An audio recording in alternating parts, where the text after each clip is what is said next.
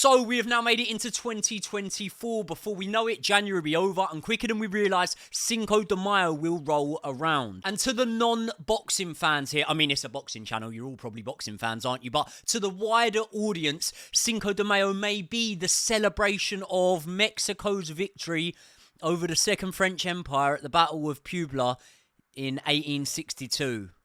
But to us boxing fans, it's when Canelo fights, isn't it? And Saul Canelo Alvarez has confirmed now that he will be competing in his 65th professional boxing fight on May 5th, Cinco De Mayo weekend. But just who will Canelo be stepping into the ring with? Well, if that question pricks your curiosity, you are in the right place, my friend. But people, before we get into it, welcome to the Joey Knight Boxing channel. If you are new around here, at the end of the video, if you like the content and you want to see more from myself, please hit that subscribe button. I'm banging out at least a couple of videos a week like this for you guys. And also, please do me a massive favor. Right now, smash that like button. It helps me pump the videos out there more than you could possibly imagine. Let's get into it. Okay, so for me, Canelo Alvarez is still the undisputed biggest name in boxing. But that doesn't mean that Canelo is the pound for pound number one, you know. You could find weighted and valid arguments to suggest that maybe a Terence Crawford, maybe a Neo Inoue is the pound for pound number one. But when it comes to selling tickets, getting bums on seats, selling pay-per-views, Canelo Alvarez is definitely still the man for that. And despite the odd flash in the pan every now and again, like a Avni Yildirim or a Rocky Fielding, Canelo Alvarez's resume is stacked beyond all measure. Since fighting Floyd Mayweather 11 years ago, Canelo has got in there with Lara, with Cotto, with Khan, Golovkin 3 times, Danny Jacobs, Kovalev, Callum Smith, Billy Joe Saunders, Dmitry Bivol, Caleb Plant, Jamel Charlo. The man's record and resume is ridiculous. And I've just named there the more impressive fights, if you even want to call it that he's had. Because I could list names like John Ryder and Chavez Jr., but I feel that those guys just dip slightly below the massively impressive bar and benchmark that Canelo has set in terms of level of opposition over the last decade or so. But at 33 years old, having turned professional at just 15 years old, surely Canelo, now into his 18th year as a professional boxer, has only got a couple more years at the top level left. And Saul Canelo Alvarez could very easily prove me wrong, you know. He could go on for another 5, 6, 7 years, but I would say that peak Canelo is maybe just a slight bit behind where we are right now. Now, the run of fights from Miguel Cotto all the way probably up to Billy Joe Saunders or Callum Smith, for me, was peak Canelo. And as ridiculously impressive as his pro career had been up until that point when he fought Cotto, I truly believe that during this time, this is when he had the air of invincibility and just did seem invincible. And as much as there's a sizable chunk of you watching that could argue the first and second fight against Golovkin, or could bring up the controversy over the failed drugs tests that he had had in the past, I really can't underplay this man's contribution to professional boxing. But saying that, at 33 years old now, turning 34 years old this year, I think for the remainder of Canelo's career, he needs to continue to launch himself into the absolute super fights until the wheels fall off. So that being said, I want to have a look at 3 potential opponents for Saul Canelo Alvarez's next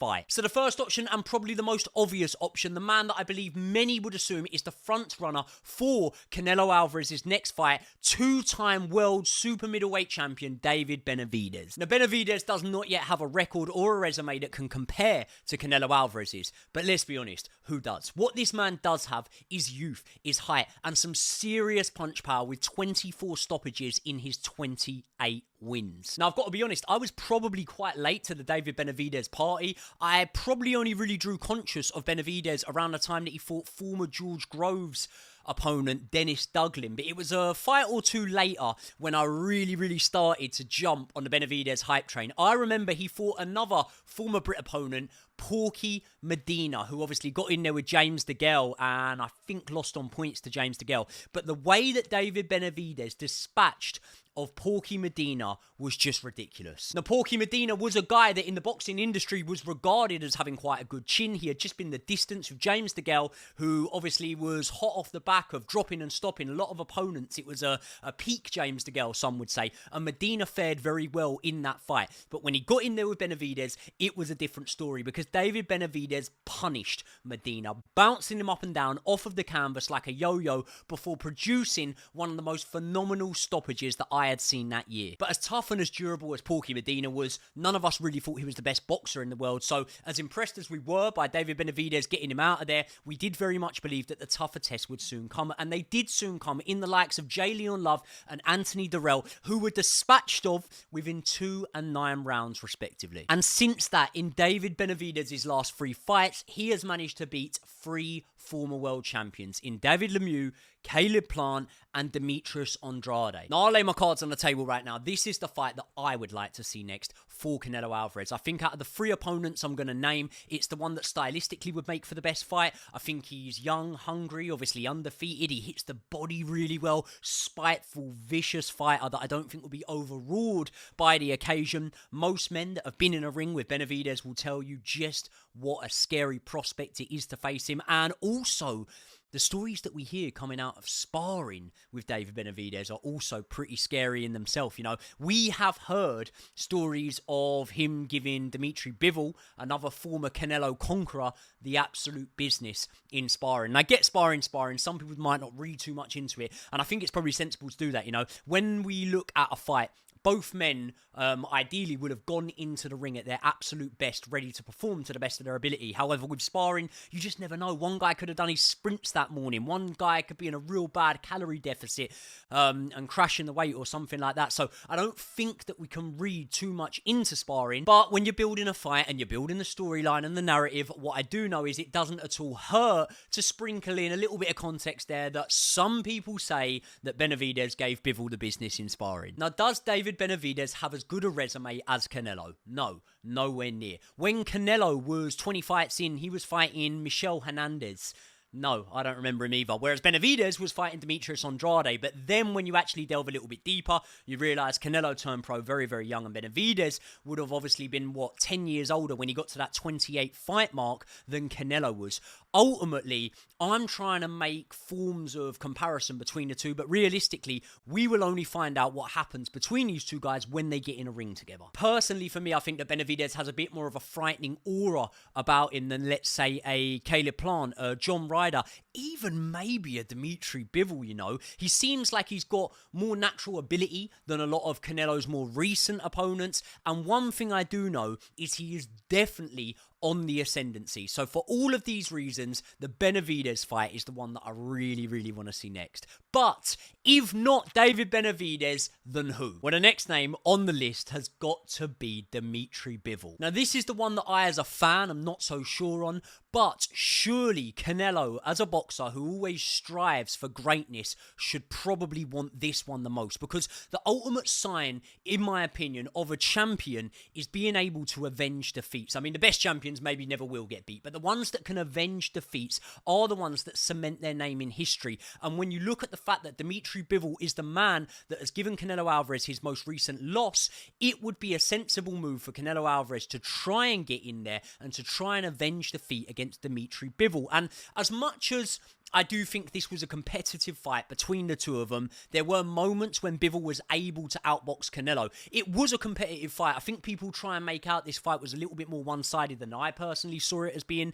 I do think that going through the fight, you always felt that there could be that moment, like in the fight against Kovalev maybe, where Canelo was able to flip the script and turn the fight on its head. But as the rounds went on and Dmitry Bivol carried on to bank more of the rounds, you started to realise that Canelo Alvarez didn't really have a plan B, or at least wasn't able to execute a plan B when the fight was falling away from him. Now, in recent times and the latter part of his career, Canelo Alvarez has been very comfortable moving forward on the front foot, taking the centre of the ring against his opponents. And that's not to say that he never takes a backward step or shows off some of his defensive skill set, because he definitely does.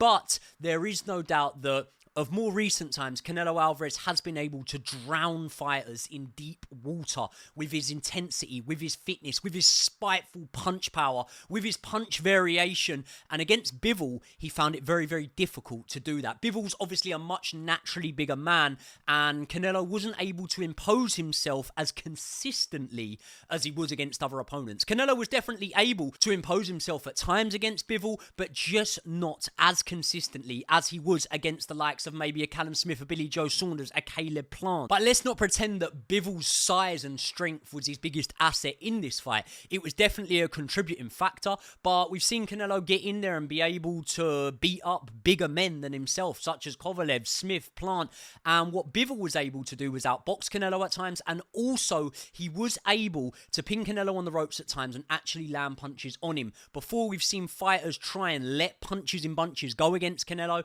and his defense has usually got him out of it. It's probably going back to the first couple of Golovkin fights where we've actually seen Canelo Alvarez pinned on the ropes like Bivol had him a few times. Now, these guys are both 31 years old, and both guys have options, and ultimately, the fight's going to happen when Canelo wants it to happen, and maybe, just maybe, Canelo might be able to look at this fight and say, do you know what, Bivol beat me, but he didn't really beat me. The weight beat me. And I'm not saying that's how I believe it or how I see things, but that could be the way that Canelo sort of starts to find some sort of comfort in this and is able to get some sort of closure to it rather than taking Bivol back on. Canelo could be thinking, look, I dared to be great. I jumped too high in weight divisions and ultimately I learned from it. But below light heavyweight, no man has ever really been able to do anything like that to me. And seeing as there are still so many names that I can make big paydays against and really make massive events fighting against, maybe I will just continue to campaign below that light heavyweight limit. And because of the context that goes behind it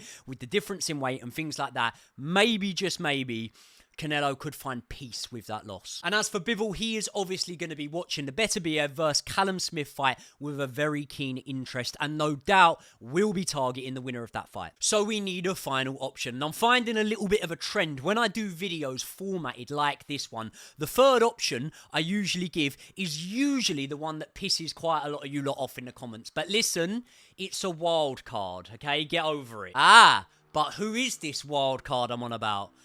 Well, my friends, that man goes by the name of Terence Bud Crawford. Okay, so this one's an unrealistic one, but let's not pretend that it's completely out the realms of possibility, because we have seen Canelo fight a welterweight since he started to go up in the weights and started to move through the divisions when he took on Amir Khan. And if we cast our minds back to that fight, what a lot of people, not a lot, but some people might not remember about that fight is, although it unraveled very, very quickly when Canelo started to find a home for his power punches, Amir Khan did really well in the opening stages of that fight. And I'll tell you one thing, Terence Crawford is no Amir Khan. Terence Crawford has a very strong claim to being the pound-for-pound #1 boxer on this planet. And if it was down to me, as much as I love Naoya Inoue and I really, really do rate what he does, maybe it's to do with the weight divisions, but for me, I do get more excited to watch Terence Crawford fight. And if we look back at the past, every now and again, a sort of rumoured super fight used to crop back up in some of the boxing media and publications, and they used to talk about the possibility of Canelo Alvarez taking on Errol Spence. Errol Spence was a man that was always considered massive for the 147-pound division, but after Terence Crawford's recent dominant display against Errol Spence, could he now launch himself into that potential super fight with Canelo? And people are telling me that weight divisions are there for a reason, and it's completely unrealistic that we could ever see these two face off. But if that was the case, we'd have never seen Manny Pacquiao win titles in so many different weight divisions. Even Canelo himself, if weight divisions were there for a reason, we would have not seen Canelo Alvarez go all the way from light middleweight to light heavyweight winning titles. So, as unlikely as it could possibly be, if Canelo Alvarez could still get himself down to middleweight, Terence Crawford was already looking like he might be having to come back up for an Errol Spence rematch. Would maybe half a stone more, couple of kilos more make all that much difference with the money that would be on the table?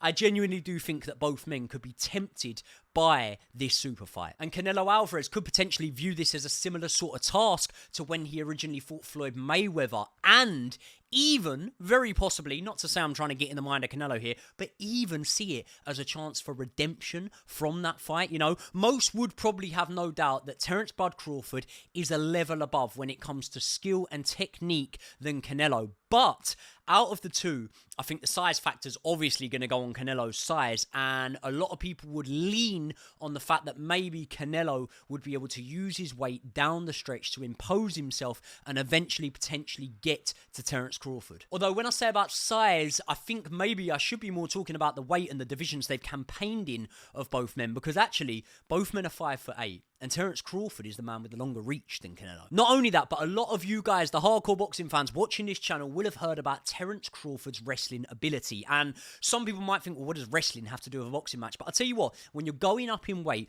if Terence Crawford does have this ridiculous strength and really, really high-level wrestling ability, I do think in the moments where they're in the clinch and they're fighting in close, it might help Terence Crawford down the stretch, might navigate the threat of Canelo being able to impose and zap the energy from Terence Crawford as the fight goes on. Terence Crawford has different styles and different looks for different fights. He can box just as well off the back foot as he can off the front foot. He's just as good in southpaw as he is in orthodox. He has about a 75% knockout ratio, which for someone that's campaigned at light welterweight and welterweight is pretty high. And also, if you look at his last 20-odd wins, about half of them have come against fighters who were previously undefeated. And the truth is, for me, as much as I do believe there are a lot of good up-and-comers in that welterweight division, until someone comes along that I'm not currently aware of, I don't think anyone can knock Terence Crawford off of his perch in that welterweight division. Terence Crawford is the man at welterweight. So the question is, does Terence Crawford continue the path that he's currently treading, beating the best that the welterweight division have to offer time in, time out, or does he dare to be great by beating champions with a weight advantage over him? As some would suggest, you know, he already has. People, what are your thoughts? What would you like to see as an opponent for Canelo Alvarez in his next fight that we're being told will be on Cinco De Mayo weekend? Who do you think out of the three guys that I have just listed are the most realistic possibilities? Are you angry at the Terence Crawford shout? I know that some people will be saying, nah, you're off your nut. Weight division's there for a reason, but we have seen it before. You know, we saw it with Golovkin and Kelbrook. We saw it with Canelo and Amir Khan. We have seen it with so many different examples of fighters if we go back through boxing history, and I do genuinely believe that it could happen again. At some point, I do think we will see something like this before Canelo Alvarez ends his career. I would love to see the Bud Crawford fight. The one for me is the David Benavidez fight, but I'm very interested to know what you guys think. Please let me know your thoughts in the comments. Also, if you haven't already, please subscribe to the channel, smash the like button on this video so that I can bring you guys plenty more of this sort of content. I will see you all in the next one.